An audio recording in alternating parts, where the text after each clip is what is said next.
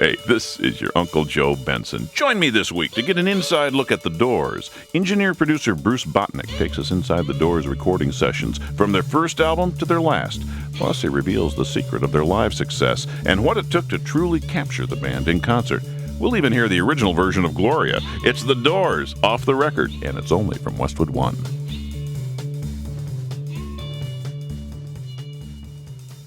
Jim Morrison is buried in a small plot in the Père Lachaise Cemetery in Paris, France, nestled somewhere between the elaborate tombs of Oscar Wilde and Edith Piaf. It's a poet's cemetery, and the location, Jim once told Pamela Curson, he'd be honored to call his final resting place. Hey, this is your Uncle Joe Benson, and it was Jim Morrison's poetic lyrics, The Doors' unique blend of free-form jazz and blues and rock, and their incredible reputation as a live band that made them one of the most popular American groups of the 60s. Ray Manzarek on keyboards, Robbie Krieger on guitar, drummer John Densmore, and the mythical, legendary frontman, Jim Morrison. And then there were two other Doors members, the two responsible for capturing the Doors sound in the studio and live on the stage, producer Paul Rothchild and the Doors engineer and producer Bruce Botnick. And today, we'll get an inside look at the Doors studio sessions and exactly what went into making a Doors album from Bruce Botnick, off the record. Hello, I love you, won't you tell me your name? Hello, I love you, let me jump in your game. Hello, I love you, won't you tell me your name? Hello, I love you, let me jump in your game. She's walking down the street, blind to every eye she meets. Do you think you'll be the guy to make the queen of the angels sigh? Hello, I love you, won't you tell me your name? Hello, I love you, let me jump in your game. Hello, I love you, won't you tell me your name? Hello, I love you, let me jump in your game. She holds her head so high, like a statue in the sky. Her arms are wicked and her legs are long. When she moves, my brain screams out this song. Sidewalk crouches at her feet, like a dog that begs for something sweet. Do you hope to make her see you, fool? Do you hope to pluck this dusky jewel? Hello, hello, hello, hello, hello, hello, hello. I want you, hello, I need my baby.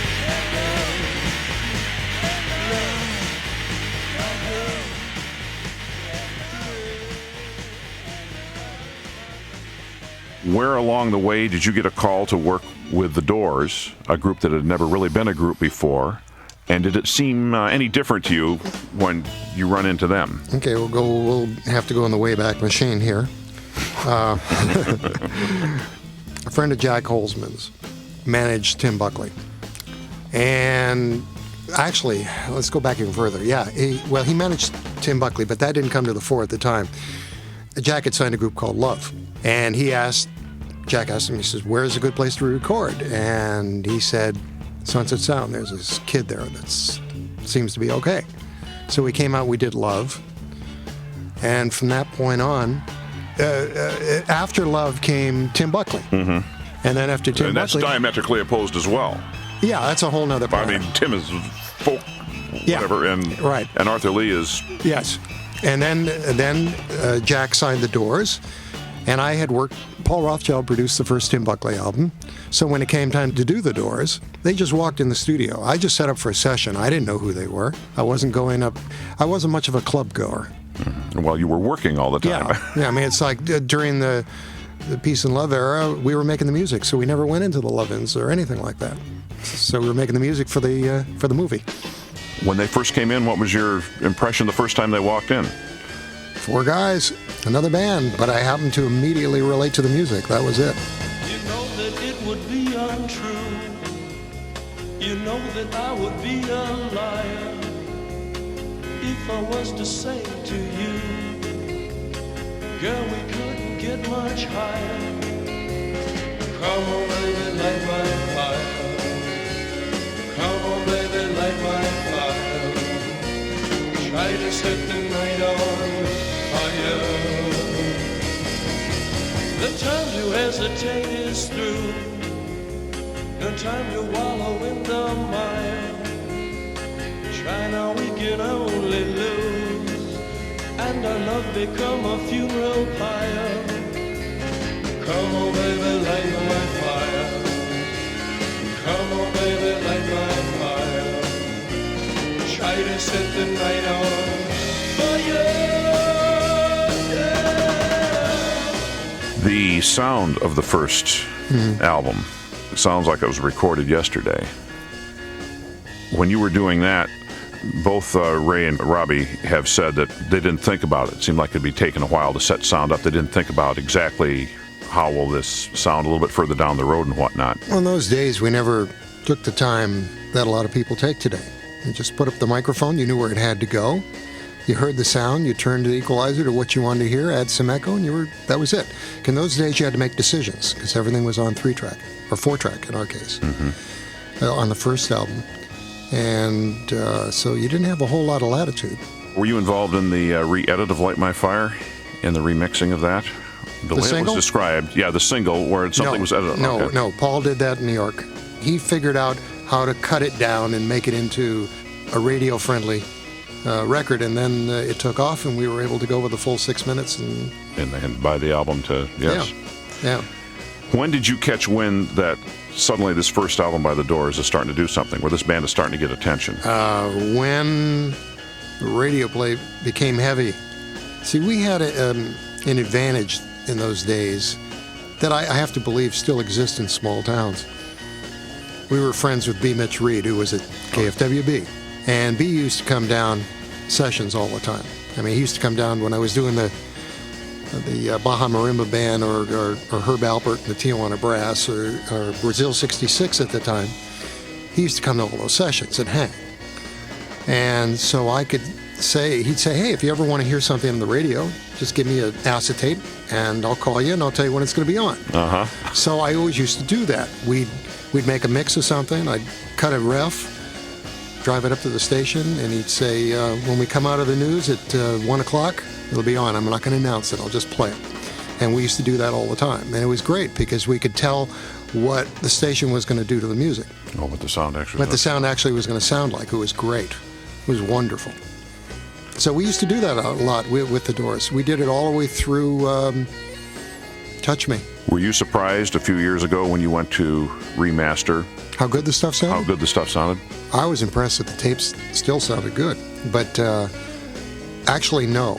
Because there's a lot of stuff from that particular time, but the tube console and the tube microphones and just that room, the way the chamber was, that stuff just holds. It's really good. I'm real proud of it.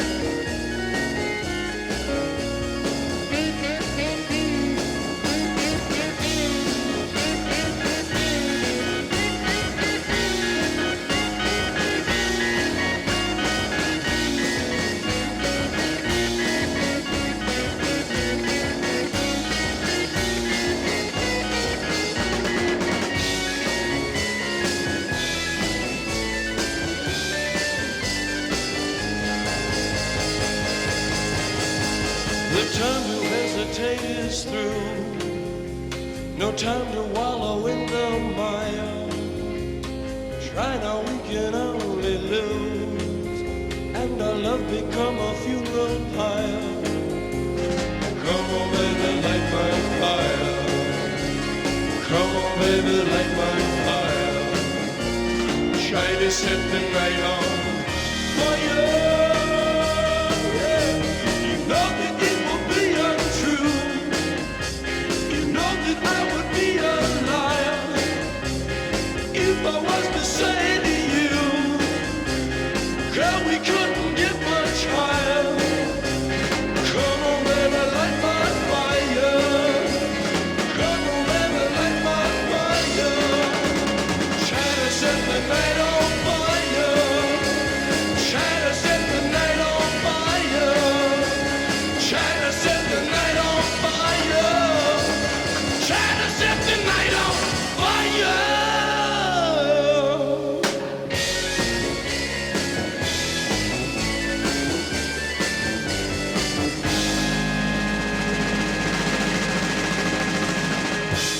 The Doors never won a Grammy Award during the course of their short career. In fact, they never even earned a single nomination. But in 1999, Light My Fire was inducted into the Grammy Hall of Fame. You can find out who'll take home Grammys this year when the 44th Annual Grammy Awards takes place February 27th at 8 p.m. on CBS TV and on your radio via Westwood One. I'm Joe Benson, and you're listening to Off the Record, which is being brought to you in part by Dayquil, by Folgers Cafe Latte, rich, creamy, delicious coffeehouse-style latte, and by Wrigley's Winter Fresh Gum. Introduce your breath to a new, longer-lasting Winter Fresh Gum. Cooler taste for cooler breath. Coming up next, Bruce Botnick introduces us to Douglas Luban and shares the original version of Touch Me. Oops. I just poured salt in my coffee. No, you just poured salt in my coffee. Oh, this cold is going to ruin my day. Not to mention my coffee. Cold symptoms keeping you from functioning? Get Dayquil, the daytime, non-drowsy, congested, stuffy head, sore throat, coughing, aching, fever, so you can get back your day medicine. Dayquil, from the makers of NyQuil. Use as directed. Can I get you some juice? No, I already poured some. Oops, on my cereal. I know my child. My daughter. My son. She breaks her neck for every grade she gets. He knows people Who take drugs, and it scares me to death. But I know she doesn't do them. How do I know? I know because I ask. Kids with involved parents are less likely to try drugs. So ask them who, what, where, when. Questions. They're the anti-drug. Call 1-800-788-2800 for more information. Sponsored by the ONDCP and the Partnership for a Drug-Free America. At Lifesavers, there's a candy we don't like to talk about. They're troublemakers. We call them kickers, and they like it sour. Oh, that hurts! Sun in your eye sour. I can't see! Monster wedgie sour. Make it stop! Make it stop! And then, all of a sudden, they go sweet on you. I love you, kickers. Be careful. They're called kickers. We wanted them to be lifesavers. They don't care what we want. Hey, Winterfresh chewers, check out Kai from New Jersey. I want to sing for you. I know that I can do it for you, 'cause I love to chew that gum. So call me back. Yeah. Yeah, a singer. Hey, Kai, thanks for calling. With Winterfresh Breath, whatever comes out, it's cool. Hey, this is Bruce Botnick, and you're listening to The Doors Off the Record with Joe Benson. Started recording in August 67, the second album, so that would have been, 6-7 months after the first one came out. Right. And the last one came out 3 years later. That's like 2 a year. If the research is correct, you were using the first 8-track recording studios in the States for the second album? Well, we used Sunset Sound, but I had the first 8-track machine that was commercially made 8-track by 3M. And I borrowed it from Wally Heider Recording Studios, and he never got it back. Douglas Luban. Oh, yeah. Did he happen to be around, or was that a conscious? I don't know. I don't know how he got involved or how they found him, but Doug's tremendous. He was great. He was a good human and a really good musician, and added a lot. I mean, there was a lot where Ray was freed up and he could play other parts, and he didn't have to play with his left hand. Love me 2 times, baby. Love me twice today. Love me 2 times, girl. I'm gone away. Love me 2 times, girl. 1 for tomorrow, 1 just for today. Love me 2 times, I'm gone away.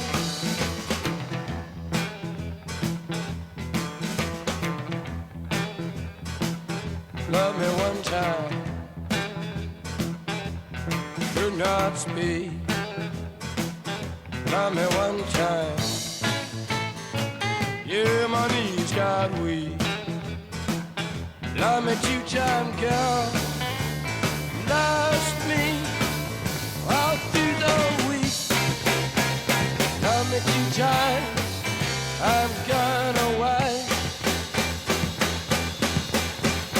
Love me 2 times, I've gone away. Oh, yeah! Next album was Soft Parade. And both Ray and Robbie, I'm dropping all kinds of names here. It's perfectly all These right. two guys have said how they went in to experiment. It was purposely, some of the stuff was meant to be experimental. Absolutely. Was it even more difficult to record the Soft Parade because of Jim? Or was he back for a while there? Oh, he was there, and he was functional, but he was getting really bored with the whole situation. And if you listen to that album, we have strings and horns on it. And a lot of people like it. A lot of people don't like it. A lot of people, some of the guys in the band like it. Some of the guys don't. Some of the things I like, some of the things I don't. It was all over the place, that album. Touch Me, which was actually, I don't know. Hit Me, Babe. It was a poker game. Hit Me, okay. A poker game? Yes. Okay. That's what it was all about. The very end of that, Stronger Than Dirt got thrown in there. Yeah. Very conscious, I'm sure. Yeah. We didn't get sued either. Come on, come on, come on, come on, now touch me, babe. Can't you see that I am not afraid? What was that promise that you made? Why won't you tell me what she said? What was that promise that you made? Now I'm gonna love you till the heavens stop the rain. I'm gonna love you till the stars fall from the sky for you and I.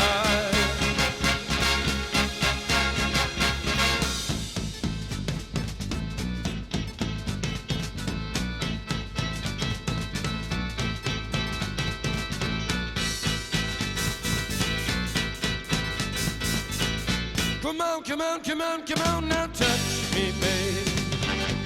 Can't you see that I am not afraid? What was that promise that you made?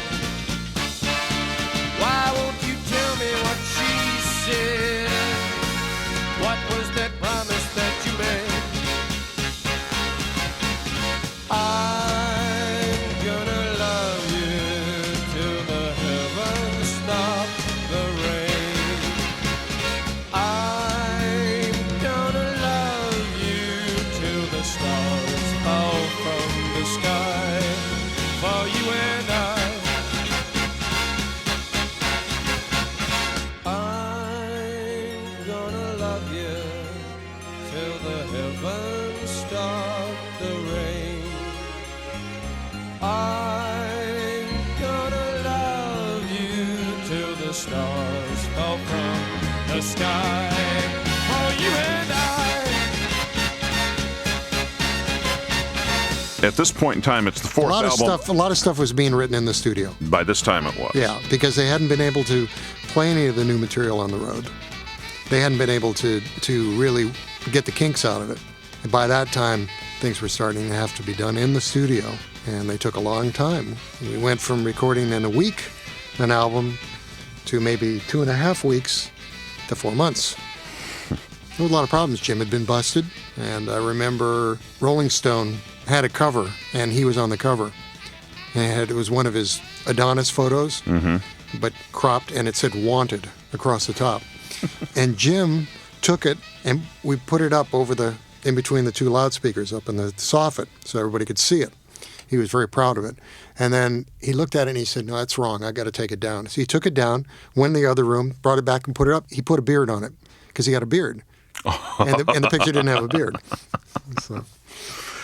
The Morrison Hotel album seemed to be some of the best music the Doors had done since the first album, or maybe the second. Well, it was a conscious effort for us to get out of the soft parade, try to get back to the roots for everybody. And it was a little disjointed, but it had some really great stuff in it. Anything that kicks off with the Roadhouse Blues. Well, I mean, it's the all-time bar band song. I mean, I don't know how many clubs I've been in around the United States and in England and heard that song played. I'll keep your eyes on the road, your hand upon the wheel. Keep your eyes on the road, your hand upon the wheel. Yeah, we're going to the roadhouse, gonna have a good time.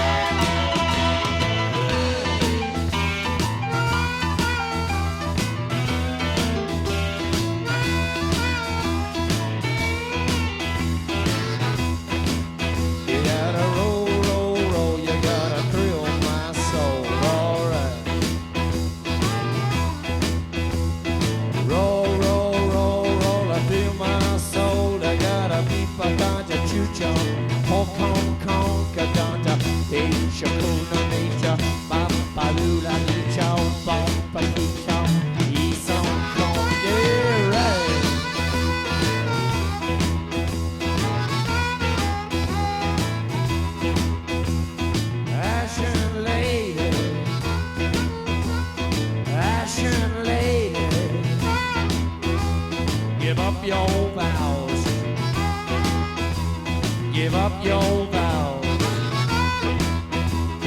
Save our city. Save our city. Right now.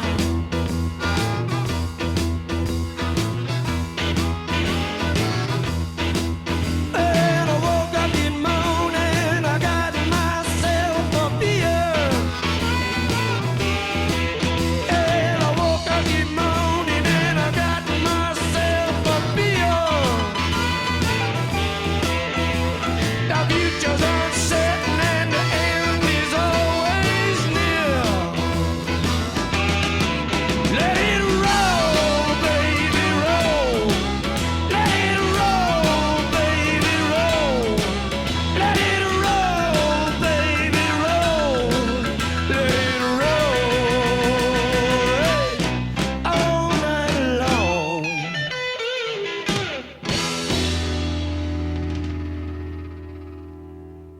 The Doors began working on a live album prior to starting sessions for what became the Morrison Hotel album. In fact, many of the Morrison Hotel songs were actually road-tested during the summer of '69, and Morrison Hotel finally came out in February of 1970. 5 months later, the band unleashed Absolutely Live, a concert album culled from the live performances spanning July of '69 through April of 1970. Many of the shows are now available in their entirety through the Doors' own Bright Midnight Records label at their official website, thedoors.com. This is your Uncle Joe Benson, and when the Doors Off the Record returns, the inspired L.A. Woman recording sessions. Bruce Botnick has the details next. She challenged an already rebellious 60s youth with her soulful voice and poignant lyrics. She is Janis Joplin. Witness her brief reign on the Pioneer DVD release Big Brother and the Holding Company with Janis Joplin, 900 Nights. Hear the untold story in their own words, witness intimate band rehearsals, and see rare concert footage. It's Big Brother and the Holding Company with Janis Joplin, 900 Nights, now available on Pioneer DVD and home video. The only thing better than courtside seats is courtside seats with me, Folgers Cafe Latte. I'm the finger-dunking, mug-in-your-face, coffee that got dang, baby. And I always hit for 3 points. Rich, creamy, and frothy. I am the coffee that three-peats. 3, 2, 1, he shoots, but I score! Folgers Cafe Latte, the big-headed coffee. I know it's basketball and all, but you got a little dribble on your lip, cuz. Is A connected to C? Which one's C? B and C look the same. Look, it's upside down. All right. Really? Honey, the doors swing in and not out. Long-lasting extra, the official gum of easy assembly. So I have to take the whole thing apart? Just undo steps 22 and 21. Okay. Chew extra. It lasts. And 20. Oh. And 19 and 19. So you will too. To get what you want out of life, you've got to work hard and make the right choices. I'm Tiki Barber of the New York Giants. As kids, my brother Ronnie and I wanted to succeed in school and on the football field. So messing with drugs, even weed, just wasn't worth the risk. It wasn't always easy, but our mom supported us, and our love for football taught us valuable lessons about honesty, teamwork, and integrity. And it all paid off. I couldn't have gotten where I am by being involved with drugs. Football is my anti-drug. Sponsored by ONDCP and the Partnership for a Drug-Free America. Hey, Winterfresh chewers, check out Katie from Mabel, Minnesota. I really like to sing. It's a new day, come out and play. You're always on my mind. Ooh, it's a little something like that, so thanks, bye. Whoa, what a voice. Thanks, Katie. With Winterfresh breath, whatever comes out, it's cool. Hi, I'm Bruce Botnick, and this is The Doors Off the Record with Joe Benson. When you finally decided to record what became L.A. Woman, that was torture to begin with, wasn't it? Or was it just Paul had just run out of patience? I think Paul had run out of feeling that he needed to hold it up, and they had run out of energy to play that game anymore. Mm-hmm. Everybody got tired. There was a time when Paul had to literally hold it up because there wouldn't have been any records. Because either Jim drinking or out of sorts, Jim unhappy with the guys unhappy with Jim. I mean, everything added up, and the producer has to carry the weight. Yeah. He has to juggle the balls, and sometimes the balls get very close to the floor. So we went into the studio to record this album. I had been at some of the rehearsing in the Doors workshop, and we got in the studio and started with Riders on the Storm. And Paul turned to me and he says, cocktail music. I said, it sucks. I can't continue this. He says, I'm going to leave. He says, you can do this. You're going to make a lot of money. He says, I can't take it anymore. So that's what happened. He just ran out of gas. We all do.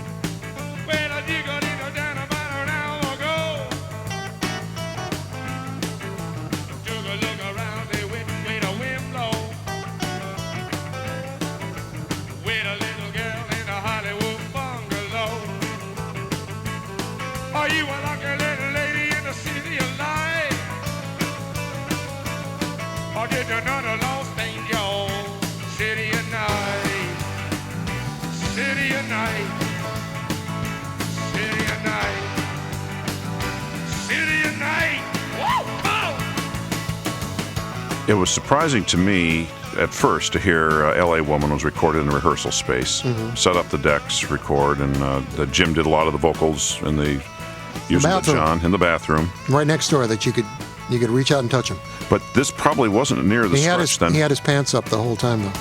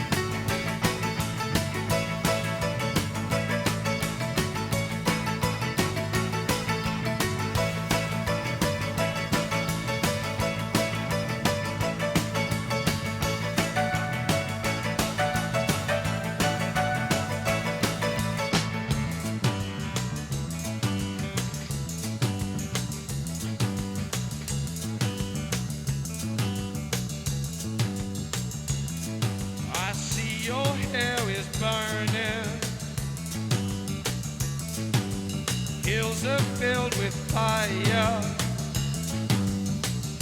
If they say I never loved you, you know they are a liar. Driving down your freeway, midnight alleys roam. Cops in cars, the topless bars, never saw a woman so alone, so alone, so alone, so alone. Motel money, better madness. So Jane a move from glad to sadness. It actually wasn't much of a stretch, though, if you'd done all these live shows and you had this whole routine down on how to set Well, you got to understand, we all felt like we had just gotten out of school and we were going on summer vacation. If you know what that's like, you don't have to be to school tomorrow. The teacher's gone, so we were all free. And they said to me, what should we do? What should we do? I said, all of a sudden I went, well, how about if I get some equipment? We just come into your rehearsal hall and do it there. And they went, cool. And Jim said, yeah, I'd like that.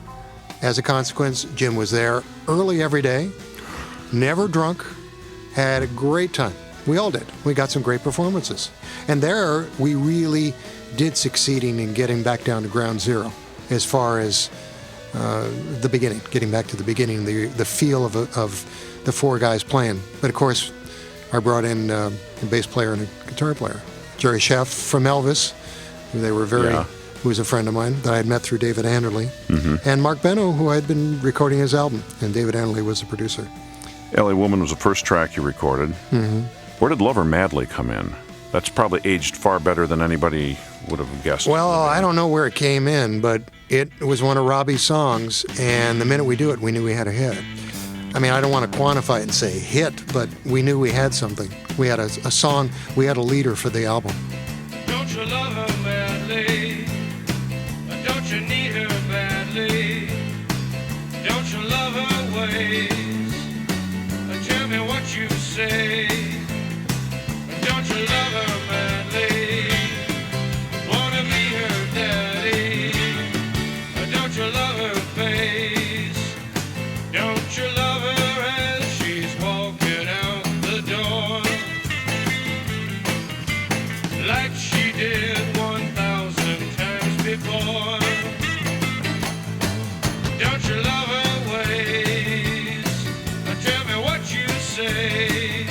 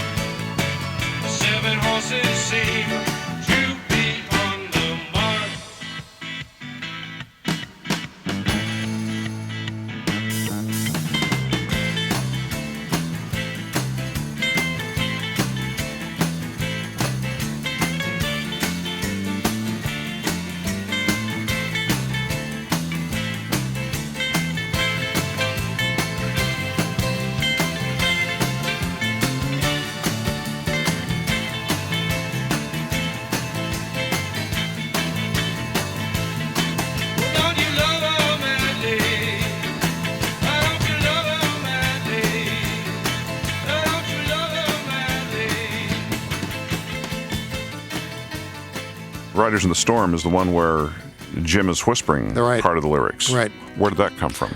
We were mixing it, and I said to the guys, you know, it would be very cool if we put on some sound effects on this.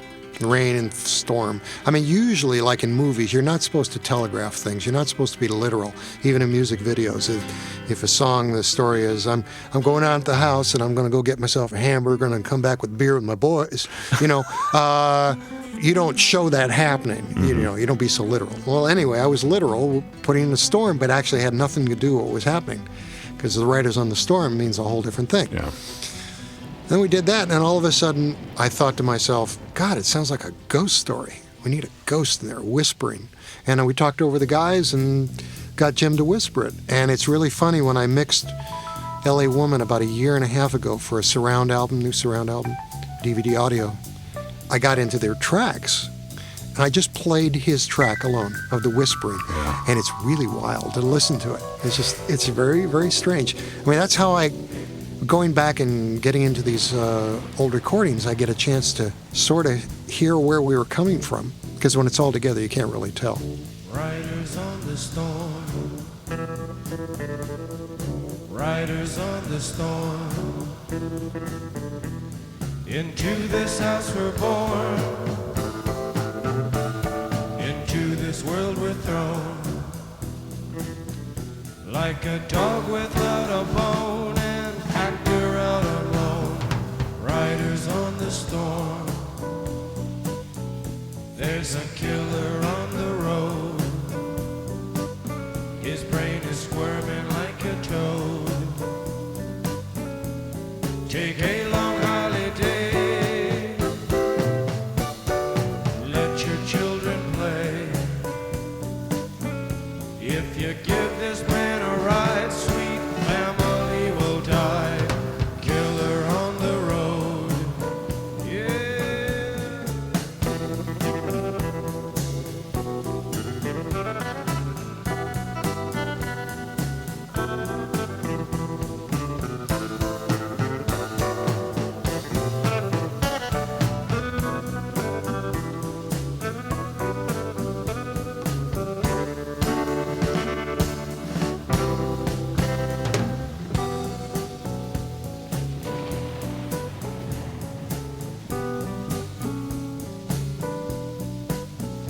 Girl, you gotta love your man.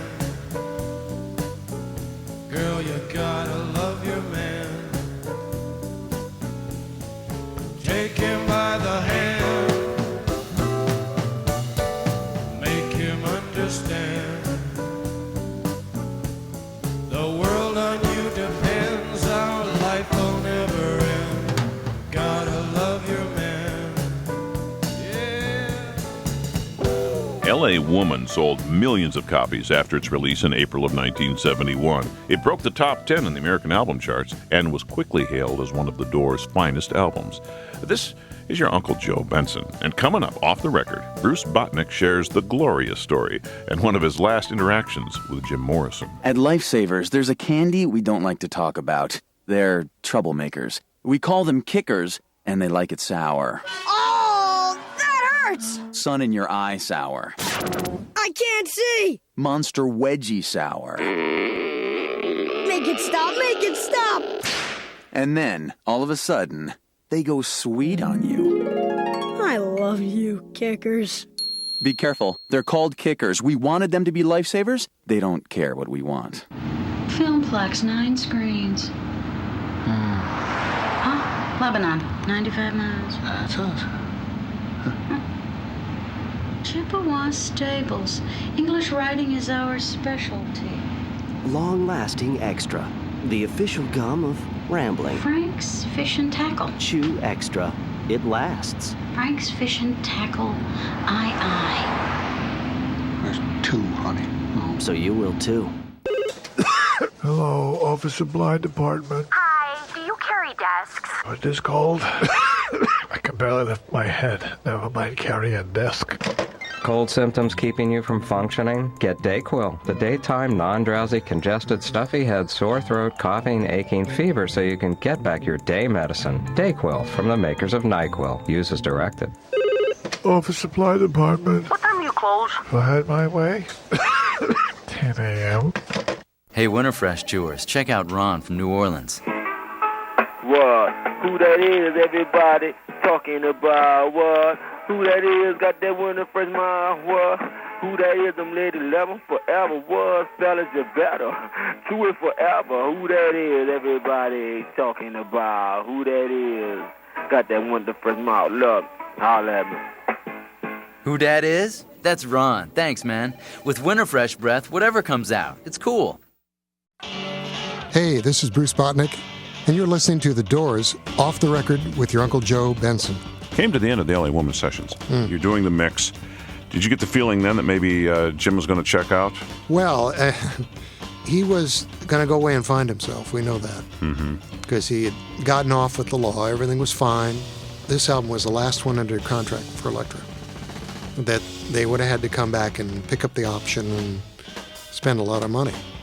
And he wasn't really a serious smoker of cigarettes, but all of a sudden he decided he was going to become one.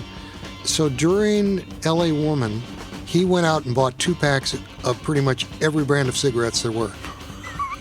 And he was going to find the pack of cigarettes that he wanted to smoke. Now, what he ended up on, I have no idea, but you could smell the Gauloise coming, that's for sure. And he'd just sit there and the great thing on this album, which he was never a part of on any of the other albums, is he really participated in what the album said and how it came out. Like everybody had something to say. He really had something to say about it. Oh, he had never done that before. No, he wasn't allowed to. None of us were. People are strange when you're a stranger. Faces look ugly when you're alone. Women seem wicked when you're unwanted. Streets are uneven when you're down. When you're strange, faces come out of the rain. When you're strange, no one remembers your name. When you're strange, when you're strange, when you're strange. People are strange when you're a stranger. Faces look ugly when you're alone.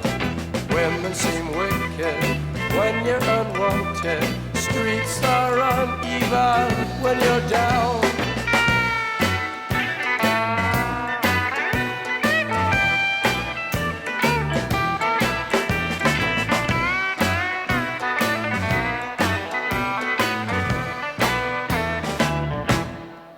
When you're strange, faces come out of the rain. When you're strange, no one remembers your name.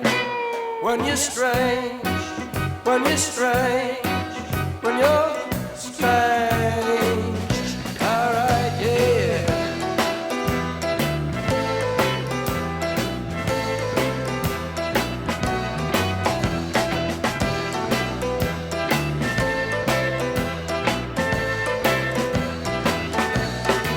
When you're strange, faces come out of the rain.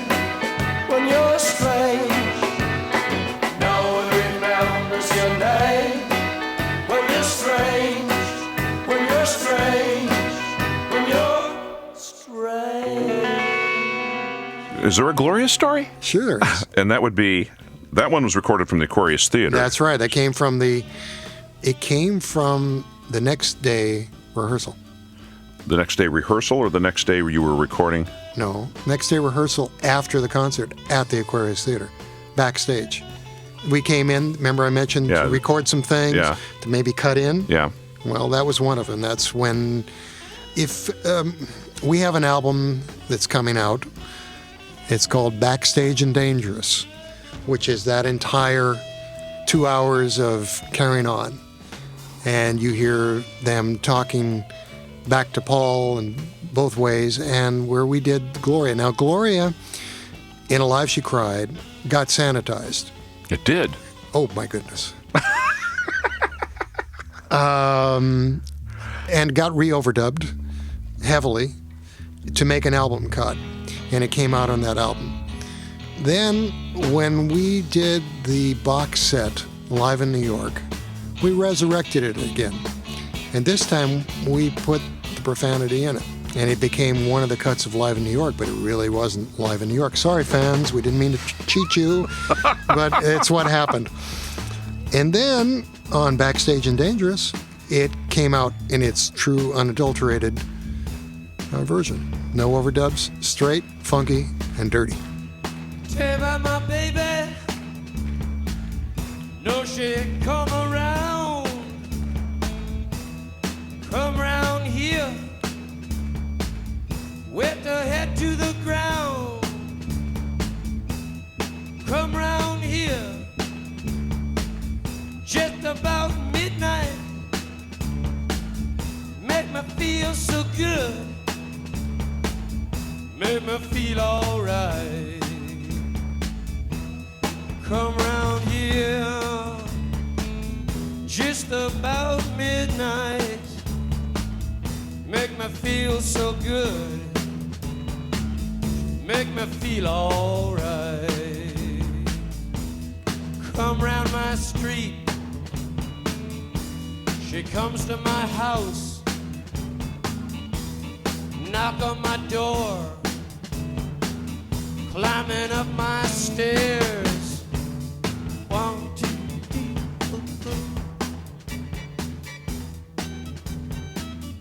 3. Here she is in my room.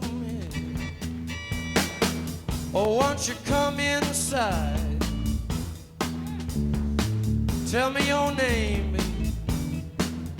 How old are you? Where'd you go to school?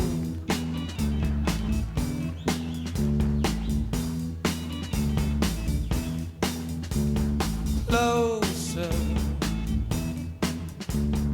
closer. Touch me.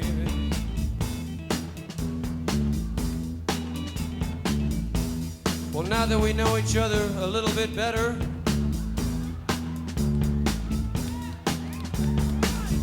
make me feel alright.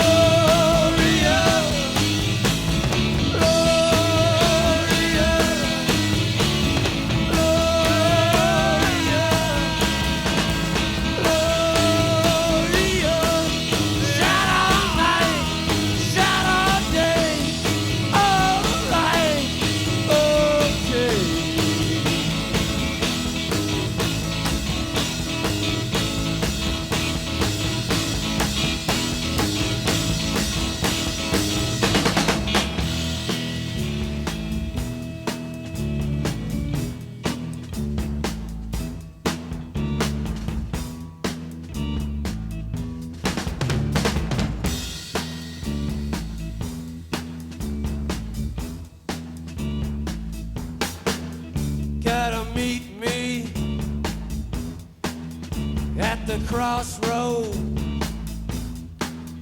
gotta meet me at the edge of town, outskirts of the city, better come along, you and I, and the evening sky, better bring your gun. Gonna have some fun. Crota queen, now be my bride. Rage in darkness by my side. Seize the summer in your pride. Take the winter in your stride. Let's ride. When did you realize it probably was going to be a viable thing to start releasing some of these live recordings?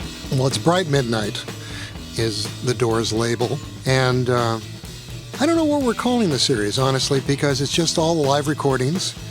We have stuff from Bakersfield and Fresno and Vancouver, Seattle. The big cities that made up Absolutely Live that I mentioned before are a part of this. And we're putting out the concerts totally unadulterated. From them walking on stage, through playing, through stopping, what are we going to do next? Spending 5 minutes just goofing around, the audience not knowing what's going on. We leave the whole thing, and so people get the entire concert experience. Each concert is 2 CDs, and it's packed. I mean, it's 74 minutes each disc, so that, you know, the fans really get the real thing. You were my queen and I was your fool. Riding home after school.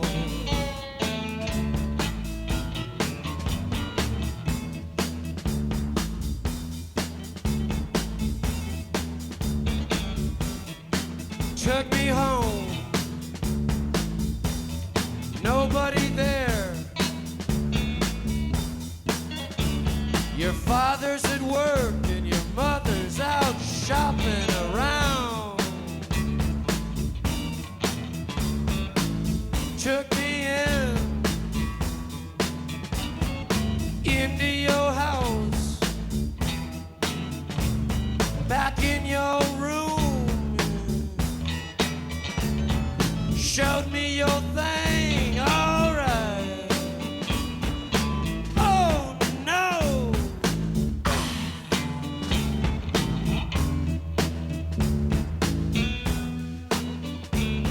It's too late now.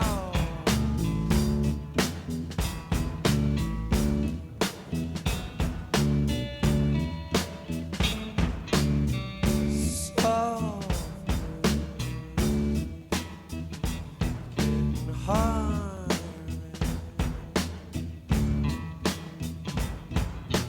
Get on up.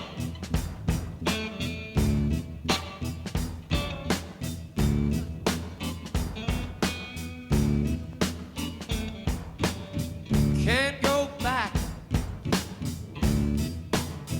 It's getting harder. It's getting too darn fast.